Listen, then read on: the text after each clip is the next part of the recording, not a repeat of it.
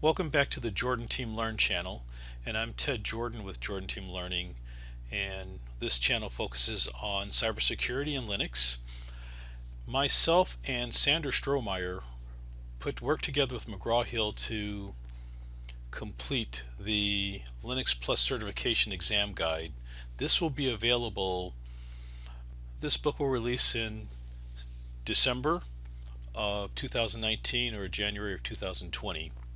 And will be the prime resource for preparing for the Linux Plus certification exam. I wrote this with Sandor Strohmayer, one of the most excellent Linux instructors and admins out there.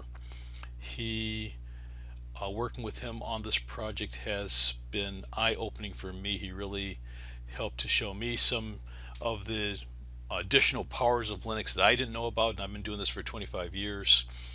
And so you guys will really like this book. Again, it's going to come out here in the next month or so. This book covers everything that's important for the exam, plus it's going to have over 500 practice exam questions for you. Again, which really helps, I find, with my students. I've been doing, again, teaching this for 25 years and working with Linux. My students really love practice questions. This book has 500 practice questions and videos that cover the labs that are within the book.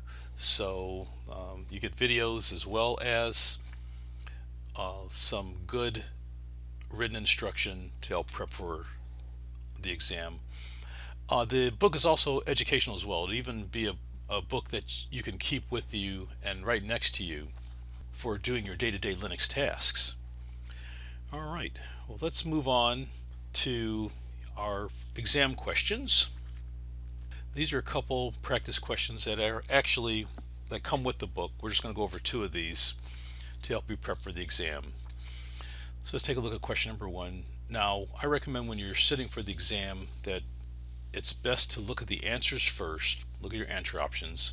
So we have etc profile, etc bashrc, tilde.bashrc, tilde.profile, tilde/.bash_profile. And then read the question. I find that it helps me to understand the question better if I look at the possible answers first, and it also helps me, it also forces me to read all the question options. That way I don't get caught reading the question and then saying, oh, it must be A or B because those look good enough. All right, it makes me look at all the options because there are better ones below. Which bash configuration files are used for non-login bash shell sessions?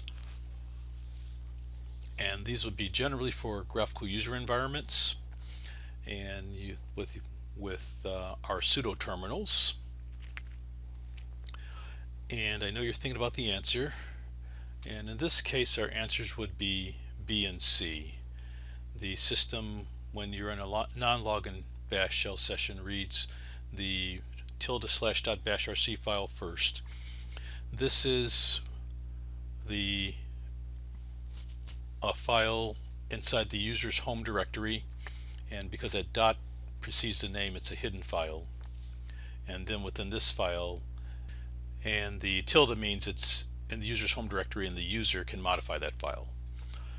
And then the next file, B, the /etc bashrc file, can be edited only by the root user, and this provides system-wide changes for all the users. So within the user's home directory they can do their own customizations with the tilde/.bashrc, and then whoever the root admin is can modify changes for all the users with /etc/bashrc. And the type of information that would go inside these files would be like maybe defining an alias, like you might want an alias for rm for the remove command, so anytime someone runs the remove command, it will always ask you first, do you really want to remove?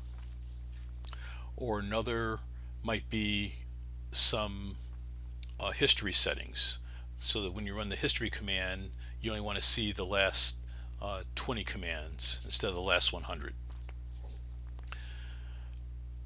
Now let's go to question number 2. Let's look at our options here. ls tech l double dash help space ls dash h man space ls. You need more information on the ls command. Which commands can be used to learn how to use this utility? And we're going to choose 2. So your answers here would be ls tech help and man space ls. The man command is a feature on Linux systems. Has been around even before Linux was created, when it was Unix. So man is short for manual, and the ls space tech dash help, this is a feature that's been around probably for about 5-7 years, maybe 10. You can put tech help after most commands, and it'll give you help on that command. So the answer for number 2 is A and D. All right, again, I'm Ted Jordan. I'll go ahead and post some more questions up every few days to help you get prepped for the Linux Plus exam, the XK0-004, provided by CompTIA. Please remember to subscribe and like this video, and we'll have some more exciting videos with some more questions coming up in the next few days. Take care.